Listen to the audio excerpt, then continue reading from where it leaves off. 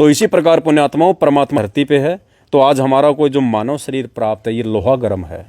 आज हम भक्ति रूपी चोट मार के अपना आत्म कल्याण करवा सकते हैं, वरना परमात्मा ने 33 करोड़ देवी देवताओं से लेके ब्रह्मा विष्णु महेश तक, दुर्गा तक, इन सब की जीवनी और इन्हीं के शास्त्रों से बता दी। दुर्गा जी की जीवनी परमात्मा ने दुर्गा पुराण से बताई, विष्णु जी की विष्णु पुराण से बताई। आप इनके चरित्र देखिए, आप इनके चरित्र देखिए पुण्यात्माओं। हमारे को इनका चरित्र सुन के, जिनको हम सुप्रीम मानते थे, भगवान समझते हैं, आप इनका चरित्र अगर संत रामपाल जी अगर अपने मुख से कहें तो वो गंदे साबित हो जाएं, कोई नहीं माने उनकी बात है। लेकिन विष्णु पुराण तो झूठा नहीं हो सकता।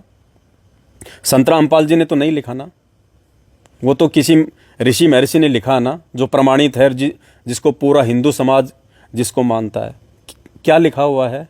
एक जलंधर नाम का राक्षस देवताओं से पराजित नहीं हुआ।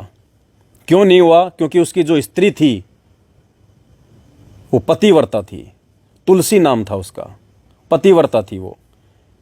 देवताओं से वो पराजित नहीं हो रहा था, और एक कंडीशन थी उसकी, क्योंकि ये लोग पहले तपस्या करके वरदान मांग लिया करते थे। तो किसी ने समाधान बताया कि भाई ये राक्षस ऐसे नहीं मरेगा, इसकी औरत जो है वो पतिव्रता है, जब तक इसकी औरत का पतिव्रता धर्म खंड नहीं किया जाएगा इसकी मौत नहीं हो सकती।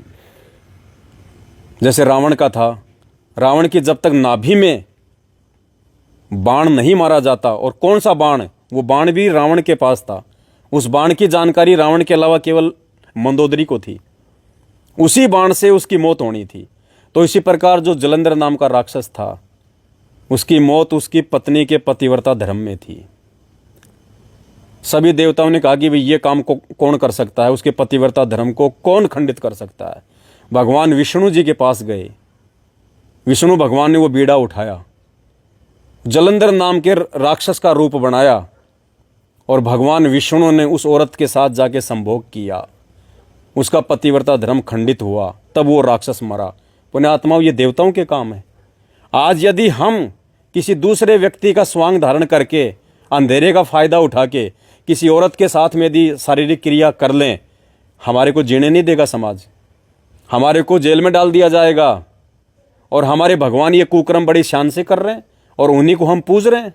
देवताओं के राजा इंद्र अपने गुरु की पत्नी अहिल्या के साथ में अपने गुरु का गौतम ऋषि का रूप बना के और संभोग कर रहा है, और जब गौतम ऋषि को पता चला तो उसको श्राप दे दिया। ये देवताओं के राजा का ये चरित्र है, देवताओं के राजा का। ब्रह्मा जी सर्वश्रेष्ठ ज्ञानी, चारों वेदों के ज्ञाता, भरी सभा में सबको ज्ञान सुना रहा था देवताओं को। उसकी स्वयं की पुत्री सरस्वती सज धज के सभा में आके बैठ जाती है, इतनी सुंदर थी वो। ब्रह्मा जी अपनी पुत्री पे मोहित हो गए, पीछे से काम वासना से वशीभूत हो गए, उसके बात भर ली।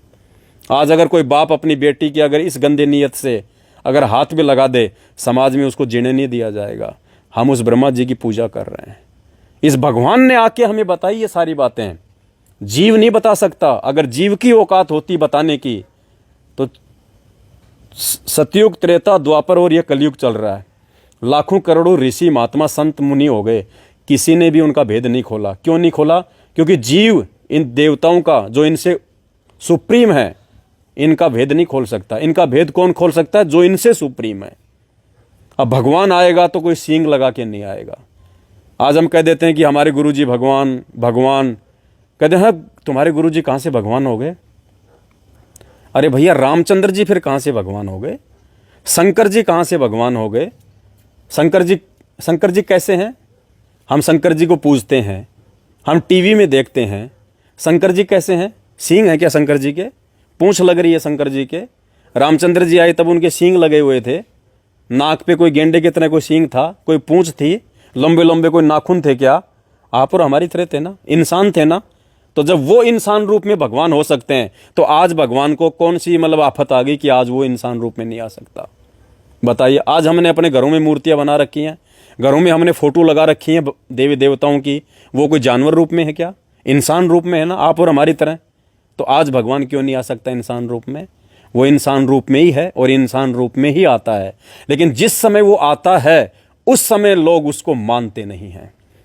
त्रेता में भगवान रामचंद्र आए थे ना, भगवान विष्णु जी के अवतार थे ना। आज हम उनको भगवान मान के पूज रहे हैं ना, उस समय मुझे बता दो किसी एक ने भी उनको पूजा हो तो। उस भगवान का जीना हराम कर दिया त्रेता युग में। रामचंद्र जी को अगर विष्णु का अवतार या भगवान अगर रावण मानता तो अपनी माँ को नहीं उठाता, सीता का अपहरण नहीं करता रामचंद्र जी को, यदि वो भगवान मानता तो। वो कैकेयी यदि रामचंद्र जी को भगवान मानती तो अपने पुत्र भरत के लिए राज्य और रामचंद्र जी के लिए वनवास नहीं मांगती। स्वयं राजा दशरथ यदि श्री रामचंद्र जी को भगवान मानता तो पुत्र के वियोग में तड़प तड़प के नहीं मरता। लक्ष्मण यदि रामचंद्र जी को भगवान मानता तो भगवान की रक्षा के लिए तीर कमान लेके उनके साथ जंगल में जाने की वो जिद नहीं करता। तो पुण्यात्माओं, जिस समय परमात्मा आते हैं, भगवान आते हैं, कोई महापुरुष आता है, उस समय तो हम शाणे बन जाते हैं, हम उनको मानते नहीं। द्वापर में श्री कृष्ण जी आए, सुख का चैन नहीं लेने दिया।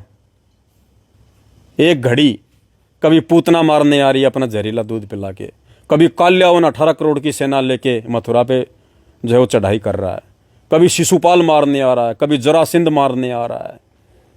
बेचारे को एक सेकंड जीने नहीं दिया उसको। अंत में वो श्री कृष्ण मथुरा नगरी को छोड़ के दुखी होके और गुजरात में जाके द्वारिका में अपनी वो नगरी बसाई कि ये तो पागलों का लोक है, जीने नहीं देंगे। और अंत में उस भगवान की भी मौत कैसे हुई हम सबको पता है। बालिया नाम की शिकारी ने पैर में तीर मारा, तड़प तड़प के हमारे भगवान मरे। तो पुण्यात्माओं, ये लोक है, ये रहने का नहीं है। अब देख लो कौन सुखी है। हमारी आंखों के सामने आए दिन एक्सीडेंट हो रहे हैं, आए दिन हॉस्पिटल में लोग पता नहीं ऐसे रो रो के मर रहे हैं, तड़प तड़प के मर रहे हैं। कैंसर से दुखी है, दर्द हो रहा है, किसी का हाथ कट गया एक्सीडेंट में, किसी की आंख फूट गई, कोई आग में जल गया, और हम खुश हैं। क्यों? क्योंकि हमारे साथ कुछ नहीं हो रहा। अरे उसने कब सोचा था कि मेरे साथ एक्सीडेंट हो जाएगा? ऐसे ही हमारे साथ भी हो सकता है अगर भगवान की शरण नहीं है तो, सच्ची भक्ति नहीं कर रहे हैं तो। अरे देव देवताओं की भक्ति करके यदि सुख प्राप्त होने होते तो रावण 33 करोड़ देवी देवताओं को अपने जेल में डाल के नहीं रखता। जो देवी देवता रावण की बंद से खुद नहीं छूट पाए, वो हमें कहां से छुटा देंगे कर्मों के बंधन से? तो उनको पूजने से तो अच्छा है रावण को पूज लो, जिसने 33 करोड़ देवी देवताओं को अपने जेल में डाल रखा था। पवन देव जिसके वहां पे झाड़ू निकालता था, वरुण देव जिसके यहां पे पानी भरता था, अग्नि देव उसका खाना बनाता था। उन देवी देवताओं से सुप्रीम तो रावण था। लेकिन इन धर्म के ठेकेदारों ने, इन पंडितों ने, इन नकली गुरुओं ने, जिनको ना शास्त्रों का ज्ञान था, केवल संस्कृत भाषा इन्होंने पढ़ ली। पढ़ती पठत पठंती गछती गछत गछंती, बस 4 श्लोक पढ़ लिए। हमारे जो पूर्वज थे, बाप दादे पढ़दादे थे, बेचारे अनपढ़ थे। और पंडित जी आ गए, काशी पढ़ के आए। क्या पढ़ के आया काशी में? संस्कृत के 4 शब्द। पढ़ाई अलग चीज़ होती है, समझना अलग चीज़ होती है। जैसे आप पीएचडी पढ़ो, पीएचडी की जो किताबें हैं वो भी हिंदी में आती हैं, और 5वीं क्लास की पुस्तक है वो भी हिंदी में है। अब 5वीं क्लास का बच्चा पीएचडी की पुस्तक हिंदी में लिखी उसको पढ़ लेगा, लेकिन जो उसका जो अर्थ है, पीएचडी के शब्दों का जो अर्थ है वो नहीं समझ पाएगा। पढ़ तो लेगा, अर्थ नहीं समझ पाएगा। तो इन्होंने संस्कृत पढ़ के ये शास्त्र तो पढ़ लिए इन्होंने, लेकिन इनमें लिखा क्या है, सार क्या है, मतलब क्या है, ये वो नहीं जान पाए, वो नहीं पहचान पाए। तो पुण्यात्माओं, जब हमारे भगवानों की एंड में ये दुर्गति होती है, यहाँ पे रामचंद्र जी का जीवन देख लो आप। अंत में दुखी होके, परेशान होके सरयू नदी में छलांग मार के मरा, डूब के। हम तो कह देते हैं जल समाधि ले ली, आप लेके दिखाओ कोई मेरे को जल समाधि।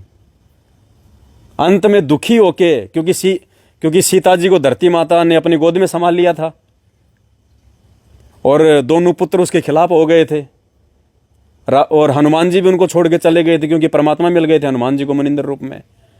अंत में दुखी होके लक्ष्मण और राम दोनों भाई सरयू नदी में छलांग मार के मरे, डूब के। ये दुर्गति है। और इंद्र की जीवनी में लिखा हुआ है, इंद्र की जीवनी में मरने के बाद वो गधा बनता है। अब बताओ, हम देवता बन के भी हम क्या करेंगे जब गधा बनना हमारे को एंड में? तो भाई और बहनों, परमात्मा ने कुछ भी समझाने में कमी नहीं छोड़ी है। लोगों ने तो इन शास्त्रों को आधार बना के अपना धंधा सेट किया है। इस परमात्मा ने परमार्थ के लिए निस्वार्थ भाव से दुनिया को जगाया है। आज तक कोई धरती पे ऐसा संत पैदा नहीं हुआ जिसने टीवी चैनलों पे सरेआम ये श्लोक, ये पुस्तकें, ये आधार हैं भक्ति का। मनमुखी भक्ति नहीं होती। किसी ने बता दिया ओम गणेशाय नमः, हरि ओम नमः, रामदूताय नमः, श्री श्याम नमः, हर हर महादेव, हर हर शंभु, ये मंत्र नहीं है, ना ये भक्ति है। कौन से शास्त्र में प्रमाण है कि शंकर जी का मंत्र ये है कि ओम महादेवाय नमः, ओम शंकराय नमः, ओम नमः शिवाय? कौन से शास्त्र में ये प्रमाण है? बता दीजिए। सबसे बड़ा शास्त्र है गीता जी। गीता जी से बढ़ के कोई शास्त्र नहीं है भक्ति का। और गीता जी अध्याय नंबर 8 श्लोक नंबर 13 में क्या बताया परमात्मा ने? ओम इति एक अक्षर ब्रह्म व्यवरण माम अनुस्मरणम ये प्रियाति तजम देहम सयाति परमाम गतम। कि अर्जुन, मेरा तो मात्र एक ओम नाम है, ओम नाम, और अंतिम श्वास तक जो इसकी साधना करता है वो मेरे लोक में आता है। और फिर 8वें अध्याय के 16 श्लोक में बता दिया कि ब्रह्म लोक तक ओम नाम की साधना करके जो प्राणी जाता है उसको वापस जन्म मरण में इसी लोक में आना पड़ता है। अरे हम राम राम राम राम राम राम, अरे राम कौन था? राम तो उसके शरीर का नाम था, बॉडी का नाम है राम। श्री कृष्ण जी, श्री कृष्णाय नमः, श्री कृष्णाय नमः, कौन थे श्री कृष्ण जी? उनकी बॉडी का नाम था श्री कृष्ण। जैसे मेरा नाम है पवन, अब कोई कहे ओम पवन देवाय नमः, ओम पवन देवाय नमः, इससे क्या होगा? एक छोटा सा उदाहरण दिया परमात्मा ने। छोटा सा कुत्ता होता है, हमने कुत्ते को रोटी डालनी होती है। आप कुत्ते को बोलिए ए कुत्ता इधर आ, कुत्ता कुत्ता इधर आ, वो कान भी खड़ा नहीं करेगा। क्यों? क्योंकि उसकी बॉडी का नाम है, वो तो उसकी पहचान है कि ये कुत्ता है। लेकिन उसको बुलाने का मंत्र क्या है? त्योल त्योल यूं करते ही तुरंत कान खड़े कर लेगा। उसको आपने कुत्ता कुत्ता कहा, उसने देखा भी नहीं आपकी तरफ, लेकिन उसका जो कोड वर्ड है, उसका जो मूल मंत्र है, आपने त्योल त्योल यूं किया, तुरंत खड़ा हो गया, कान खड़े कर लिए, मुझे कौन बुला रहा है। भैंसा, हम भैंस को नई दूध करवाने जाते हैं, भैंसा उधर मुंह करके खड़ा हुआ है, आप उसको बोलिए भैंसाराम इधर आ, भैंसाराम, ए जोटाराम जोटाराम इधर आ, वो देखेगा भी नहीं। उसका एक मूल मंत्र है, उर्र, तुरंत देखेगा वो कौन बुला रहा है, वो उसका मूल मंत्र है। ऐसे ही रामचंद्र जी से भी यदि हमने लाभ लेना है, श्री कृष्ण जी से भी यदि हमने लाभ लेना है, भगवान विष्णु की भक्ति से लाभ लेना है, भगवान शंकर से लाभ लेना है, तो इनके भी मूल मंत्र हैं। जब तक वो मूल मंत्र हमारे को नहीं देगा कोई संत, तब तक हमें इन देवी देवताओं का भी लाभ नहीं मिलेगा।